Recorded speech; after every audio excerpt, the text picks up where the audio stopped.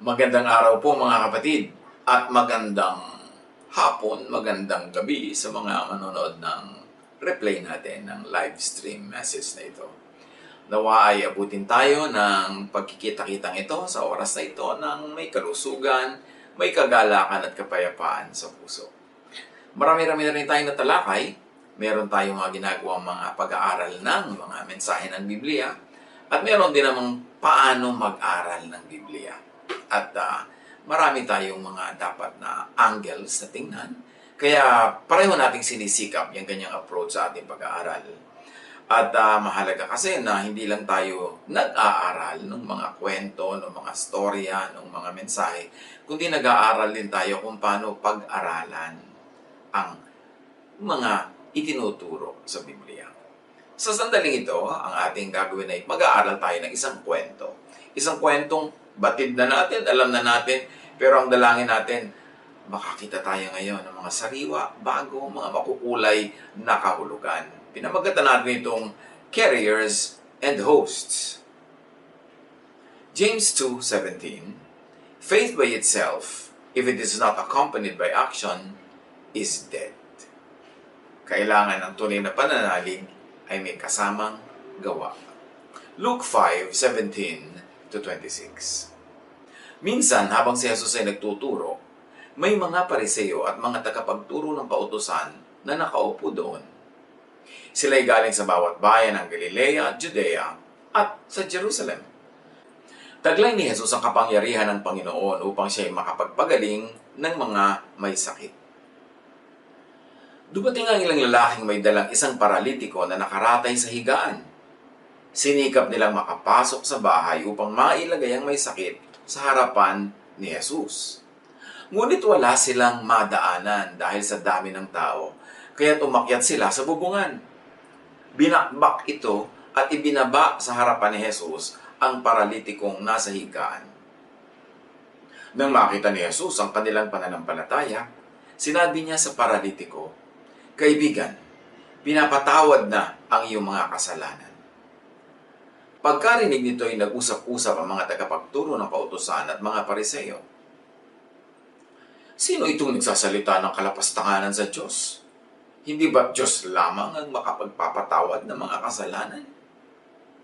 Palibhasa ay alam ni Jesus ang kanilang pag-uusap. Sinabi niya sa kanila, "Bakit kayo nag-iisip ng ganyan? Alin ba ang mas madaling sabihin? Pinapatawad ko na ang iyong mga kasalanan o tumayo ka at lumakad?" Ngunit upang malaman ninyo na ang anak ng tao ay may kapangyarihang magpatawad ng mga kasalanan dito sa lupa, sinabi niya sa paralitiko, "Tumayo ka, buhatin mo ang iyong higaan at umuwi ka na." Agad namang tumayo ang lalaki at sa harap ng lahat ay binuhat niya ang kanyang higaan at umuwing nagpupuri sa Diyos. Nang gilala sa mga naroon at nagpuri sila sa Diyos, sa pagkamanghay sinabi nila, "Nakakita tayo ngayon ng mga kahangahangang bagay." At yan ang pagkukuhanan natin ng mga mahalagang aral. Luke 5:17, one day some Pharisees and experts in the law of Moses sat listening to Jesus teach. They had come from every village in Galilee and Judea and from Jerusalem. So there were religious leaders and authorities, experts. God had given Jesus the power to heal the sick. And some people came carrying a crippled man on a mat. They tried to take him inside the house and put him in front of Jesus. But because of the crowd, they could not get him to Jesus. So they went up on the roof where they removed some tiles and let the mat down in the middle of the room. So very colorful yung kwento and very vivid, no? These men were carrying a crippled man. And they tried to take, and they went up, they removed, they let the mat down. So, puro verbs, puro action words ang makikita natin dito. Mga pagkilos, pagtatrabaho. Luke 5:20, when Jesus saw how much faith they had, he said to the crippled man, "My friend, your sins are forgiven." Now, action shows faith. And definitely, the action of the carriers only reflected the faith of the one being carried. Kaya yung buhat-buhat nila ang pinansin ni Jesus at binigyan niya ng napakahalagang kataga na pinapatawad ang kanyang kasalanan. So, makikita natin dito, friend plus sins forgiven, si Jesus ay friend of sinners. Tinawag niya yung tao na friend, tapos sabi niya, your sins are forgiven. He is a friend of sinners, as many other verses allude and as many other verses clearly state. Luke 5:21, the Pharisees and the experts began arguing. Jesus must think he is God. Only God can forgive sins. So itong mga religious experts na to, as usual, they argue a lot and they think they are God's protectors, defenders of the faith.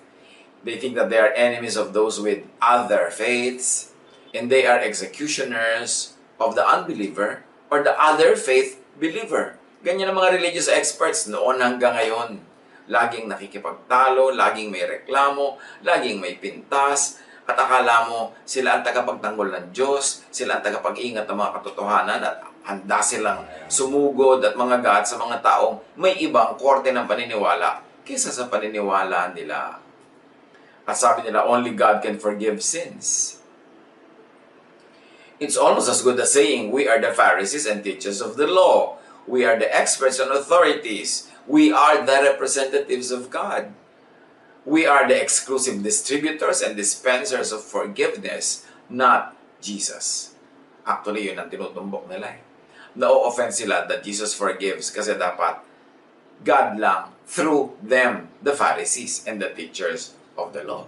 Luke 5:22-23, Jesus knew what they were thinking and he said, why are you thinking that? Is it easier for me to tell this crippled man that his sins are forgiven? Or to tell him to get up and walk? So ano nga ba talaga ang madali? Is it easier to tell than show? Of course, it is easier to tell.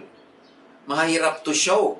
Pero ang gagawin ni Jesus is to prove na kaya niya yon. He would also show that he not only can tell a person that is forgiven, he can show the immediate fruit of that forgiveness, healing. Luke 5:24, but now you will see that the Son of Man has the right to forgive sins here on earth. Jesus then said to the man, get up, pick up your mat, and walk home.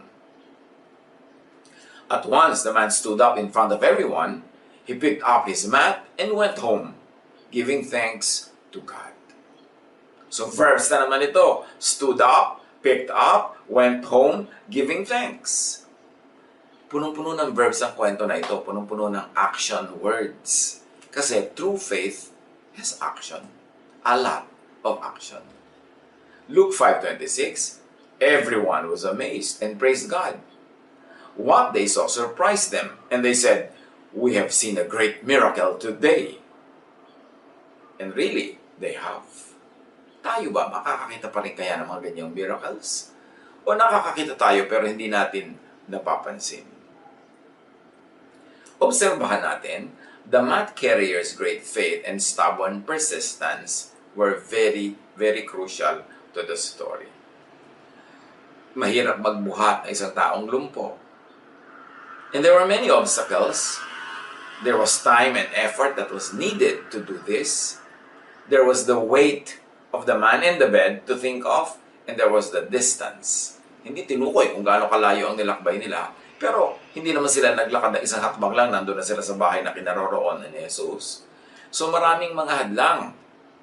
Oras, panahon, bigat, etc. etc.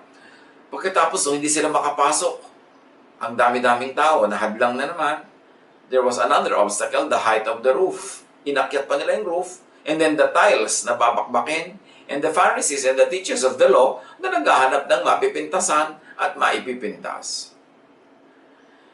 Napakaganda na may lesson tayong makuha dyan, mga kapatid. Be a crippled someone's carrier. May mga tao sa paligid natin crippled. Physically crippled, financially crippled, emotionally crippled, spiritually crippled. At lalo sa mga panahon na ito ng crisis, panahon ng quarantine, panahon ng lockdown, maraming crippled. So gawin nating misyon mga kapatid. If we are able, kung hindi tayo yung pasyente, at hindi kailangan tayo yung maging pasyente, bumuhat tayo ng kapwa. Let us be someone's carrier. Dalhin natin yung kapwa na yon sa Panginoon through prayer, through counseling, through help, through practical help, through teaching. Basta akayin natin ang ating kapwa kung kaya niya maglakad. Pero kung hindi, buhatin natin siya. At maraming talinhaga yung pagbubuhat na yan. Pero ang mahalaga, find a crippled person and carry that crippled person. At kung tayo magtutulong-tulong sa pagbuhat, dadali ang gawain. Marami ngayong mga tao na de-depress. So, yun ang kanyang crippledness. Yun ang kanyang crippling situation. So, buhatin natin siya. Aliwin. Bigyan natin siya ng kasiyahan. Bigyan natin siya ng libangan. O kaya ay nang magagawa, something productive, something nice, para mawala yung kanyang pag-iisip sa mga bagay na nagpapalungkot o nang de-depress. That's a way of carrying a crippled person. At kung ang kapitbahay natin, yung kaya nating abutin, walang makain, kulang sa gamot, baka may mga extra gamot tayo, mga maintenance medicine na ang dami nating stock, tapos yung kapitbahay pala natin, nangangailangan yun, pwede nating i-share habang may quarantine, habang kulang ang mga supply. Maaaring pagkain ang kulang sa kanila, gamit sa bahay, kasi marami naman hindi na-anticipate na kailangan nila mag-stock ng maraming bagay at kuminsan wala namang pambili kahit gusto nila mag-stock. So, may crippling effect sa kanila ang kalagayan na ito. Pwede rin tayong maging carrier of such crippled persons. Tayo na bahala mag-isip. Kayo-kayo na mga kapatid. Tayo-tayo ang mag-isip. Sino ba ang crippled dito? Remember, pwedeng physical, mental, spiritual, emotional, financial, etc. Kung anong ating kakayahan, yun ang itapat natin sa kakulangan ng iba. A wise man once said, from each according to ability, to each according to need. Anong ability natin? Anong need ng ating kapwa? Then pwede nating yan ay mapagtapat para magkaroon ng katugunan ng pangangailangan ng kapwa. At tayo man, kung minsan tayo yung crippled, yun din ang ipanalangin natin, na lahat ng tao ay magkaroon ng carrier spirit, para tayo naman ang buhatin nila, akayin nila, tulungan nila. Panahon lang naman ang pagtutulungan eh. Hindi naman laging ikaw yung tumutulong, hindi rin laging ikaw yung tinutulungan. Bigayan kung ano ang kakayanan at kung ano ang pangangailangan nating lahat.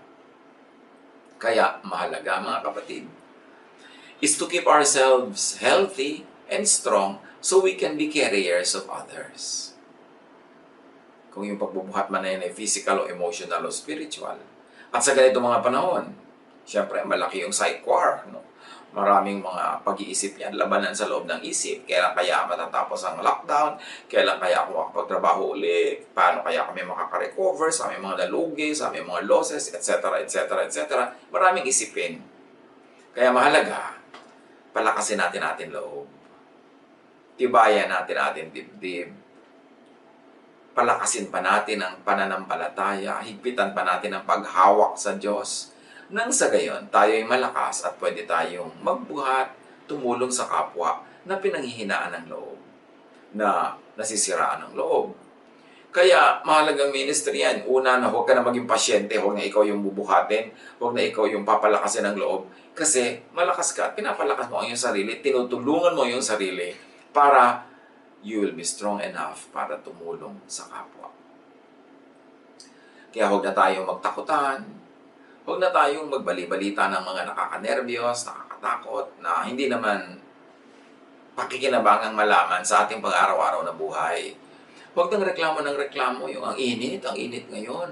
Mabuti nga mainit dahil namamatay daw yung mga mikrobyo sa init. At saka ano naman ang mangyayaring magaganap na solusyon kung nagreklamo ka ng nagreklamo, ipopost mo pa sa buong social media na mainit, nadadagdag ka lang sa negative emotion ng mga tao. So, imbes na sila ay tulungan mo at buhatin, pinapabigat mo yung kanilang kalagayan. At kung tayo, magpapahina ng loob, tayo ay madi-discourage, tayo ay madi-depress, tayo ay magkakaroon ng panic attack at kung ano-ano, tayo magiging pasyente. Kung talaga namang umaabot tayo sa gano'n na pagiging pasyente, di pabuhat tayo sa mga katabi natin, sa mga nagmamahal sa atin, gano'n talaga ang buhay. Pero sikapin natin na huwag tayong umabot doon. Pagka yung ating iniisip ay pumupunta na doon sa nakakalungkot, itaboy ang lungkot. Pagka pumupunta na sa direksyon ng depression at mga panghihina ng loob yung ating iniisip, ibahin ang iniisip para huwag tayong dumating sa breaking point.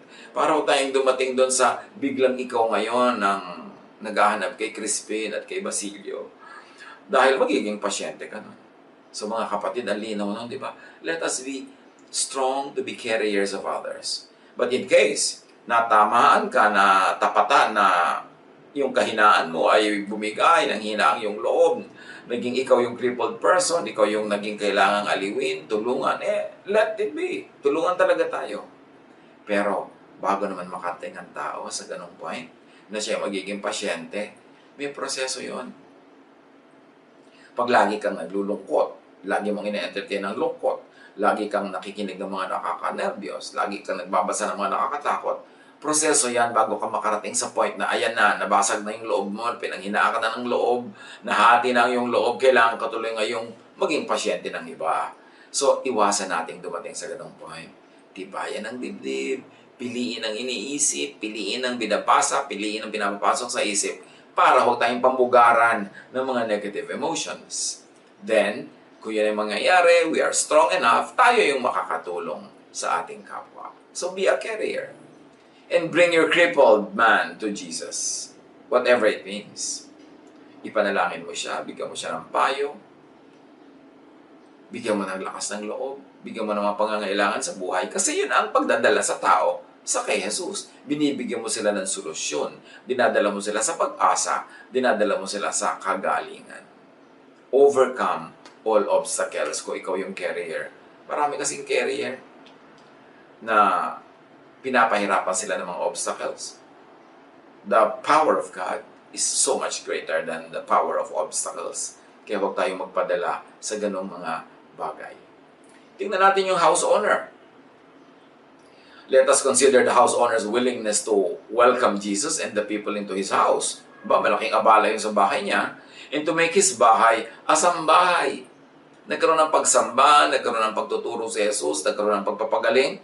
Napakapalad naman ng bahay na yun at ng may bahay na yung bahay na yun ay naging sambahay, pagsamba sa bahay ang naganap. Make your house a sambahay. Yung nandun si Jesus, siya ay sinasamba, siya ay itinuturo, at yung mga nagpupunta doon, dumadalaw electronically, ay nadidinig nila ang tinig ni Jesus, nalalaman nila mga katuruan ni Jesus, yun ang napakagandang gawin sa ating mga bahay. The house owner was willing to have the tiles of his roof removed. Imagine, itong may-ari ng bahay na ito was willing to be inconvenienced because there were people who needed Jesus, and Jesus was in his house, so he allowed his house to be dismembered and dismantled para lang makapasok ang taong nangangailangan kay Jesus. Let the tiles of your house be removed for God's work. Whatever it means. We should be willing to be inconvenienced. We should be willing to be dragged into something more difficult than the usual kung yun ay mga ngahulugan na makakalapit ang mga tao kay Jesus, mailalapit ang mga tao kay Jesus, at tayo magiging instruments of God's blessings. The Pharisees and the teachers of the law were there, as we know. And imagine, they were having the comfort. They were seated.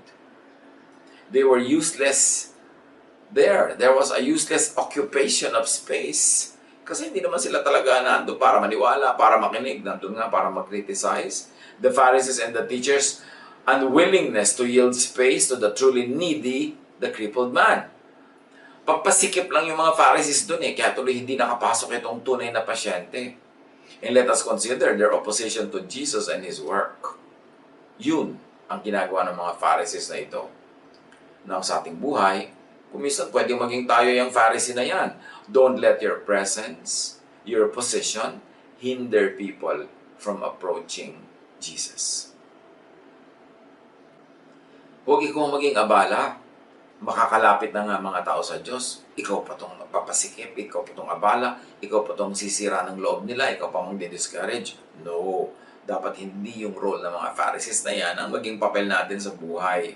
Kasi kahit sa mga crisis, may mga ganyang types. Crisis na nga, abala pa. Crisis na nga, sila pa itong nakakasikip, hindi tuloy makarating yung humihingi ng tulong doon sa tulong, hindi makarating ang pangtulong doon sa tutulungan, dahil nakaabala, nakakontra, nakakriticize. Huwag tayong maging ganitong type, lalo kung panahon ng crisis.